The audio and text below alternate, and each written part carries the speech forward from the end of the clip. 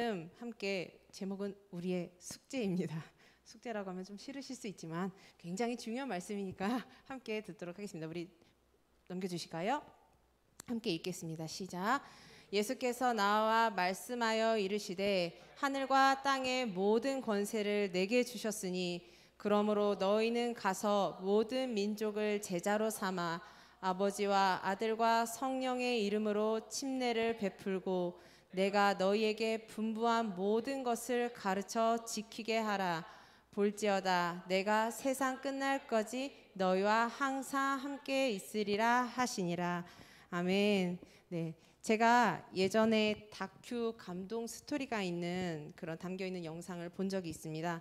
거기서 마지막 순간을 보내는 사람들의 이야기가 나왔는데요. 그들이 남겨진 가족들에게 전하는 말들은 항상 같았습니다. 사랑한다, 미안하다, 고맙다. 그리고 마지막에 당부의 이야기들을 각자가 갖고 있는 당부의 이야기들을 나눴어요. 그래서 예를 들면 가족들과 사이좋게 지내라. 엄마 아빠가 이렇게 해주셔서 미안하다. 더욱더 너희들이 서로가 사랑해라. 이런 이야기들을 당부를 하는 것을 기억을 가지고 있습니다.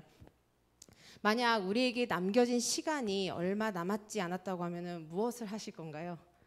아마 그 순간만큼은 꼭 말해줘야 할 것, 내가 이 말을 하지 않으면 후회하겠다라고 생각하는 꼭 해줘야 할 것들을 가장 중요한 말을 할 것입니다. 오늘 본문 말씀도 예수님께서 십자가에 죽으시고 다시 살아나신 이후에 하늘로 올라가기 이전에 제자들에게 나타나셔서 하신 말씀입니다. 너무나 잘 아는 말씀이죠. 그러나 잘 아는 말씀이지만 우리가 다시 한번 이 말씀을 통해서 마음에 새기고 살아가기를 다짐하는 시간이 되길 바랍니다. 예수님은 오늘 말씀에서 모든 권세를 주신다라고 말씀하시면서 현재를 살아가는 그리스도인들이 감당해야 할 큰 사명이 있다고 말씀하십니다. 그것이 뭐였죠? 제자를 삼아라 라고 말씀하셨습니다. 바로 제자를 삼는 것을 말씀하셨는데 제자를 삼는 가장 큰 이유 중 하나는 바로 다음을 준비하기 위함입니다. 아까 우리 현종 선생님도 찬양에서 계속 얘기했지만 이제는 우리가 또 다음 세대를 계속적으로 키워나가는 그것이 굉장히 중요하기 때문에 예수님께서 이 말씀을 하셨어요. 직장에서도 저희가 퇴사할 때 다음 직원이 인수인계를 하잖아요. 인수인계가 없으면 회사가 어떻게 되겠죠? 엉망진창이 될 겁니다. 인수인계를 하면서 우리가 그 회사가 잘 돌아갈 수 있게끔 내가 했던 일들을 다시 이어받아서 잘 할 수 있게끔 하는 것이 인수인계죠. 그것처럼 우리가 영원할 수 없어요. 우리는 정해져 있는 삶이 있기 때문에 영원할 수가 없어요. 그래서 다음 시대를 책임질 사람들이 필요합니다. 예수님께서 제자를 삼으라고 말씀하신 것은 우리 후대를 책임질 다음 세대를 준비해야 한다는 말씀이기도 합니다. 일명 거룩한 인수인계가 필요한 거죠. 다음 세대를 어떻게 준비했는지는 예수님께서 이미 복음서에 정말 많이 말씀을 하셨습니다. 그래서 그 말씀을 통해서 생각하시면 될 것 같습니다. 예수님은 제자들과 잠깐이 아니라 되도록 많은 시간을 있으려고 하셨습니다. 많은 시간을 보내셨고 그들에게 가르치시고 말씀을 전달을 하셨다는 거죠. 그리고 예수님은 다음 세대를 준비하실 때 성, 인종, 종교, 사회, 경제 등 그 어떤 것에도 차별을 두지 않으셨다는 거예요. 그러므로 우리도 이 시간을 투자하고 편견 없이 모든 학생들을 대하며 미래를 준비했으면 좋겠습니다. 자, 그렇다면 우리가 구체적으로 다음 세대를 어떻게 준비하는 게 좋을까요? 복음서에서 이렇게 말씀하셨다고 했는데 조금 더 우리가 한번 구체적으로 보겠습니다. 자, 넘겨주시면 첫째로 먼저 가야 합니다. 우리 말씀에서 그러죠. 처음 우리가 이게 본문 딱 띄워주실 수 있을까요? 네. 그러므로 너희는 가서 네, 먼저 가라고 말씀을 하시는 거죠. 다시 또 돌려주시고 네, 먼저 가야 합니다. 이 말씀은 억지로 가라고 하시는 말씀이 아니라 자발적으로 가라고 하시는 말씀입니다. 그러면 어디로 먼저 가야 할까요? 아이들에게로 가야 하는 것입니다. 예수님께서 찾아가신 목적지들을 잘 보십시오. 7 귀신 치달렸던 막달라 마리아, 거라사 지방에 버려진 사람, 동족의 혈세를 걷어 자기 나라를 지배하는 로마에게 납부하는 매국노 삭개오. 이렇게 아프고 찢긴 자들이 모인 곳, 대부분 소외된 자들, 그곳에 있는 곳에 주님이 가셨다라는 겁니다. 예수님은 그 누구도 편견을 갖지 않으셨어요. 대부분 소외되고 힘들고 어려운 자들에게 찾아가셔서 그들을 회복시키신 것을 볼 수가 있습니다. 우리 다시 사는 교회가 몇 년째죠? 이제 7년째가 되죠. 네, 7살이죠. 7살인데 7년째 저희가 유초동부 사역을 하고 있습니다. 아까 저희 얘기했던 주풀이 유초동부 사역인데 이 아이들이 어느덧 성장해서 청소년이 됐어요. 이제 주일학교 친구가 이제 청소년이 됐고 이제 고3까지 맞이한 이런 시점에 왔는데 선생님들은 다 아실 거예요. 우리 걱정과는 좀 달리 얼마나 많은 아이들이 건강하게 성장하고 신앙을 갖게 되었어요.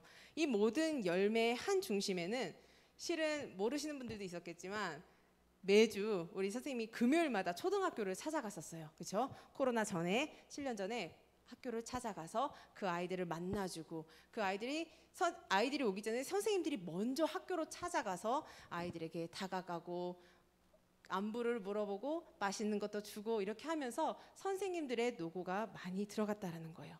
선생님들이 먼저 찾아가서 아이들을 만나는 그 마음에는 아유 귀찮아 이것이 아니라 모든 아이들을 정말로 사랑으로 대하는 마음이 있었다는 거죠. 그렇기 때문에 아이들의 열매가 드러날 수 있었다는 것입니다. 자, 우리 또 넘겨주시면 이 지금 보면 이게 웬 노숙자인가 생각하실 텐데요. 3년 전쯤에 노숙자로 변장한 목회자가 올린 감동 영상이 이슈가 된 적이 있었습니다.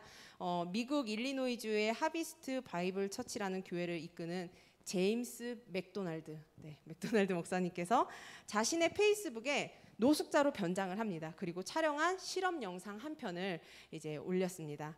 시카고 랜드 지역의 7개의 교회 캠퍼스를 개척한 그 맥도날드 목사님은 전 세계 수백만 명의 시청자를 확보하고 있는 라디오에도 나올 만큼 아주 유명한 목사님이세요. 그 목사님이 몇 달 동안 주일마다 2곳의 캠퍼스에 본인이 7개의 교회 캠퍼스를 한 곳 중에 이제 2곳을 선택해서 캠퍼스 앞에서 노숙자 차림을 한 채 구걸에 나섰고 덥수룩한 수영과 지저분한 옷을 입고 몇 달 동안 저렇게 앉아 있었어요. 구걸을 했죠. 그러니까 뭐 덥수룩한 가발과 막 더럽게 이렇게 되어 있으니 다들 여기 목사님을 알아볼 수가 없었죠. 노숙자가 왔구나. 그래서 처음에는 노숙자를 사람들이 지나쳤어요. 그냥 막 다 지나쳤어요. 그런데 시간이 지나면서 성도들이 노숙자를 위해서 먹을 것을 주고 도움을 주고 제가 당신을 위해서 조금 기도해도 될까요? 기도하겠습니다. 우리 교회로 같이 들어가실래요? 라고 하면서 점점 마음을 주고 도움을 요청하고 또 도움을 주고 하는 모습들을 보여주었다라는 거예요. 그래서 진심을 다하는 그 모습을 이제 보여준 맥도날드 목사님은 이런 말을 했습니다. 하나님의 사랑이 모든 자에게 똑같이 전해진 것처럼 우리의 사랑도 편견 없이 똑같아야 한다라고 강조를 했습니다. 그는 그리고 하나님은 가장 사랑하기 힘든 자에게도 동일한 은혜를 주신다라고 얘기했어요. 그분은 은혜를 주시고 편견이 없다. 당신이 하늘에 계신 우리 아버지, 하나님 아버지 같이 사랑한다면 편견을 갖지 마세요.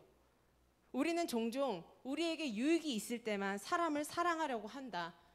근데 그런 것들을 다 내려놓고 편견 없이 사랑하라라고 얘기를 했어요. 그래서 목사님께서 지금 보면 강단에 섰어요.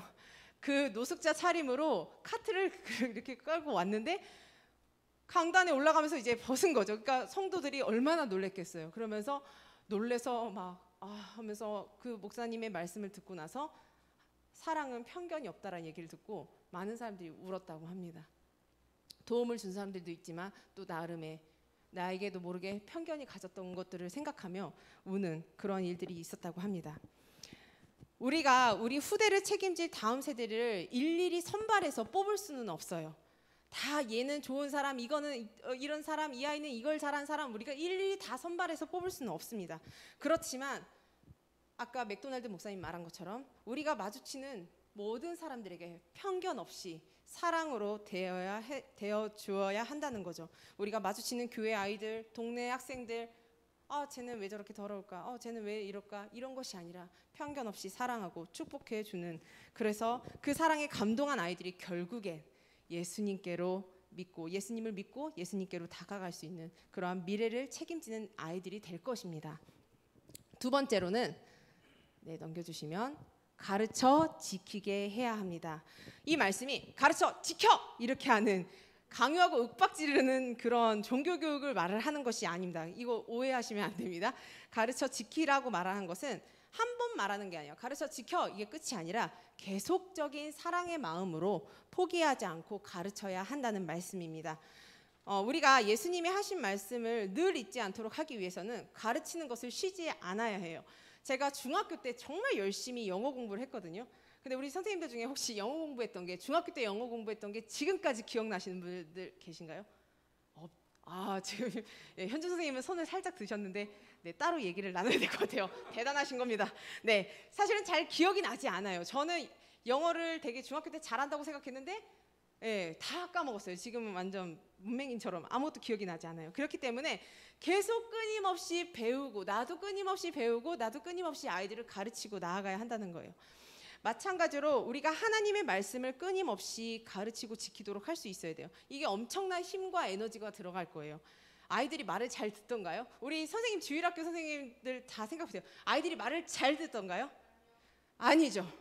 저는 우리 자녀들을 보면서도 얼마나 얘기를 많이 하고 얼마나 많이 가르치고 얼마나 똑같은 말을 수십 번, 수백 번, 수천 번을 하는지 모릅니다. 그때마다 저는 어떤 느낌이 드냐면 정말 인내하기 쉽지 않구나. 정말 화가 올라오는구나. 막 이런 느낌이 들어요.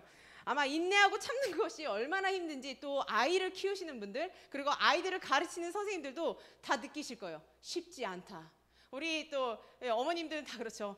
맞아 진짜 힘들었지. 내가 이 세대를 키우려고 내가 얼마나 힘들었는지 지금 약간 눈물이 다들 고이신 것 같아요. 맞습니다. 정말 힘들어요. 한 번 가르치고 지키게 하는 건 쉽죠. 한 번 가르치는 거 이렇게 해라고 가르치는 건 쉬울 수 있지만 그것이 포기하지 않고 지속적으로 한다는 건 매우 어려운 일입니다. 그러나 우리 그리스도인들은 예수님의 명령을 따라 다음 세대를 준비하는 삶을 살아가야 합니다. 저희 우리 청풀 선생님이 이제 아이들이 스승의 날을 맞이해서 선생님한테 편지를 쓴 게 있었어요. 그게 지금 잘 내용이 보이지 않지만 제가 잠깐 읽어드리도록 하겠습니다. 이게 스승의 날을 맞이해서 선생님한테 쓴 내용인데요. 안녕하세요. 누구누구입니다.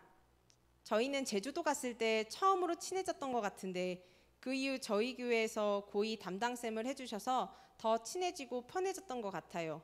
저도 내년이 되면 선생님 보고 언니라고 부르라고 하시는데 그건 아직 어렵네요.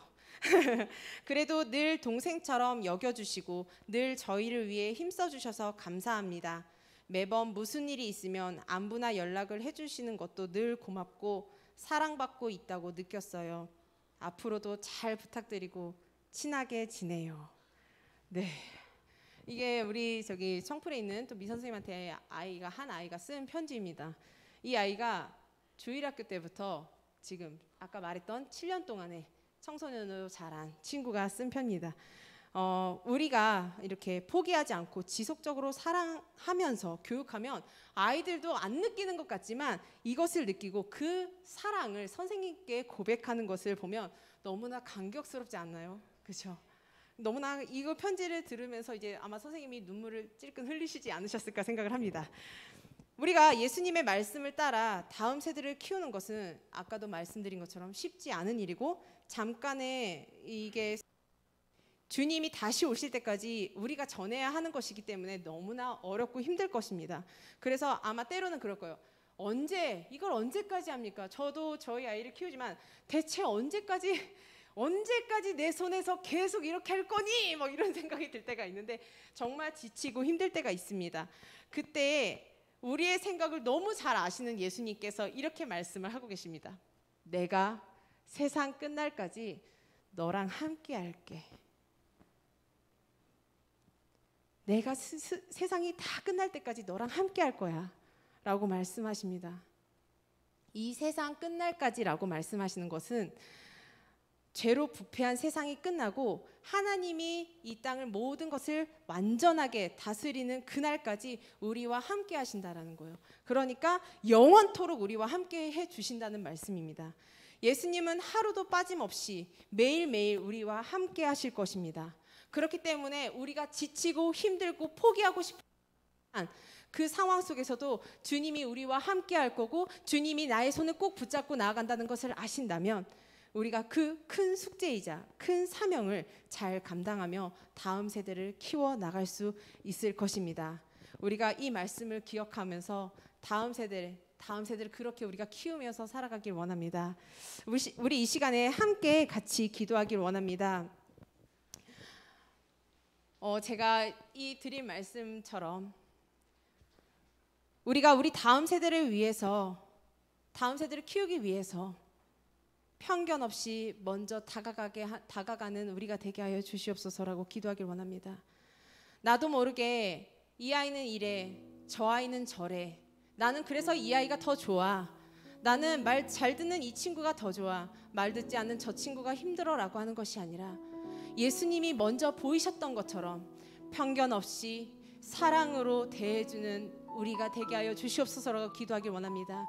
어느 순간 나도 모르게 편견지었던 차별했던 내 모습들을 주님 용서하여 주시고 주님 앞에 우리 친구들을 사랑하는 마음으로 품어주고 나아갈 수 있게 도와주시옵소서라고 기도하시고 또한 이 아이들을 가르쳐 지키게 할 때 하나님의 그 말씀을 내가 먼저 내 가슴 속에 깊이 새기고 그 말씀을 아이들에게 가르쳐 지키는 우리가 되게 하여 주시옵소서.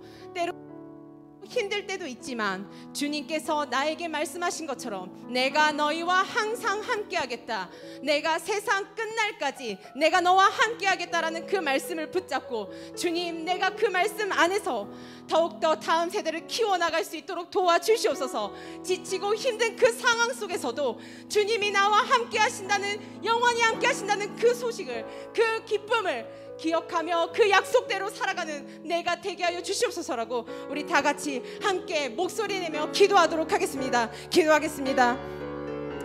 아버지 하나님 감사합니다. 하나님 오늘 우리에게 주신 말씀 기억하며 다음 세대를 키워가는 우리가 되게 아버지 하나님 우리를 붙잡아 주시고 이끌어 주시옵소서. 예수님께서 우리에게 말씀하신 것처럼 내가 너희와 항상 함께하겠다, 내가 세상 끝날까지 너희와 함께하겠다라는 말씀을, 그것을 기억하며 아버지 하나님이 우리에게 약속하시고 또 아버지 하나님께서 우리에게 명령하시고